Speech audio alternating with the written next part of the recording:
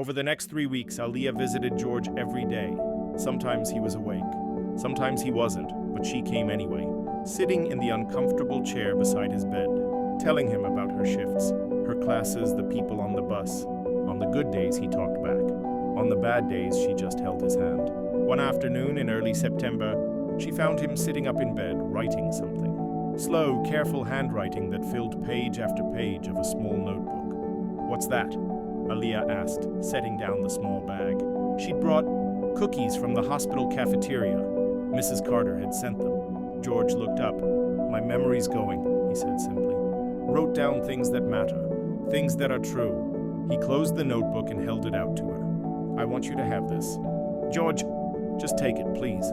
She took the notebook. It was small, pocket-sized, with a worn leather cover. She flipped through the pages. Names, dates, places. Strings of numbers she didn't understand. Some entries were clear, others were hurried, almost frantic. "What is all this?" "If anyone ever asks," George said, "you'll know what's true." Aaliyah didn't understand, but she slipped the notebook into her bag next to the envelope he'd given her weeks ago. Two pieces of a puzzle she couldn't see yet. Her life was getting slightly better.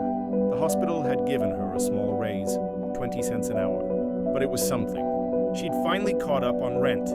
The electric company had agreed to a payment plan. She could breathe a little easier, and she'd used part of her first full paycheck to buy George something. She pulled it out of the bag, a thick, warm blanket, navy blue, soft fleece.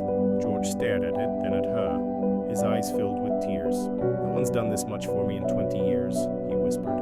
Aaliyah draped the blanket over his legs. Well, somebody should have. He reached for her hand and held it for a long time, not saying anything. Some things didn't need words. George died on a Tuesday in late August. The facility called Aaliyah at 6 in the morning. She was getting ready for her shift, standing in her tiny kitchen making coffee when her phone rang. "Miss Cooper? This is Pine Valley VA Care. I'm calling about George Fletcher." Her hand froze on the coffee pot. "He passed peacefully in his sleep last night. I'm so sorry." Aaliyah didn't remember what she said after that. Didn't remember hanging up the phone or sitting down on the floor or crying so hard she couldn't breathe. She just remembered the silence after. The funeral was small. Just Aaliyah, Dr. Patel from the hospital, and 2 VA representatives she didn't recognize. They gave George full military honors, a flag-draped casket, a 3-volley salute, taps playing as the sun set over the cemetery. One of the VA reps handed her the folded flag. "He spoke about you," the man said quietly. "Said you saved his life?" Aaliyah shook her head, tears streaming down her face. "I just brought him breakfast."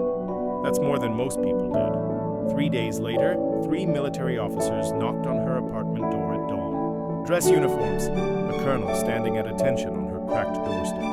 When Aaliyah opened the door, still in her hospital scrubs, exhausted from a double shift, her heart dropped. "Miss Cooper?" the colonel said. "We're here about George Fletcher." "George?" Her voice shook. "Did something happen to, he already...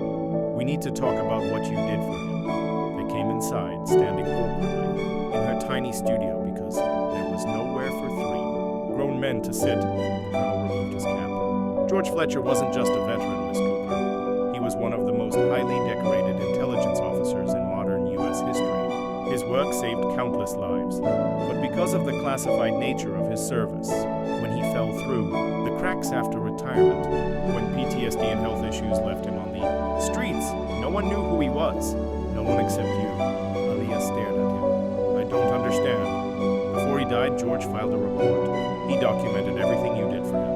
The food, the visits, the advocacy at the hospital." The colonel's voice softened. "He also left instructions. One of the other officers handed her an envelope. Inside was a check made out to Aaliyah Cooper for $50,000.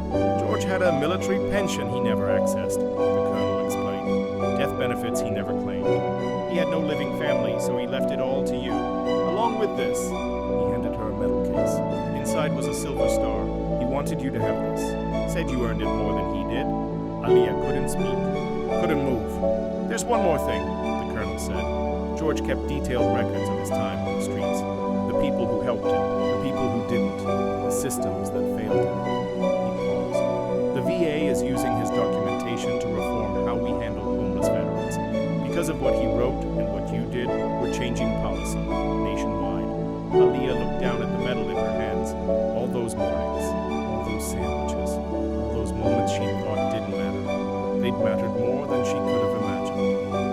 later, Aaliyah stood at the ribbon-cutting ceremony for the new George Fletcher Veterans Resource Center. It was a cold morning in March, exactly 1 year since she'd first offered George a sandwich.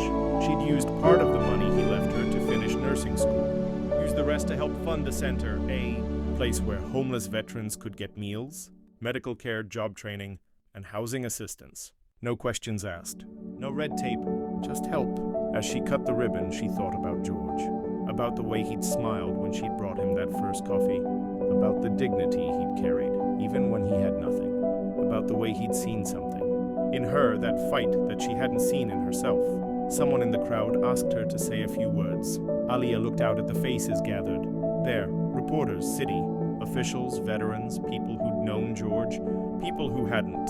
She thought about all the things she could say, about kindness, about not walking past people, about how small acts could change everything. But instead, she kept it simple. His name was George Fletcher, she said, her voice steady, and somebody should have been bringing him breakfast a long time before I did. She paused, looking at the building behind her. So let's make sure no one else has to wait that long. The crowd applauded, cameras flashed. But Aaliyah was thinking about a different morning, a different moment. 6:15 a.m. at a bus stop on Clayton Street. A peanut butter sandwich, a banana, coffee in a thermos, and a man who'd told her she had a fight in her. He'd been right, and she wasn't done fighting yet.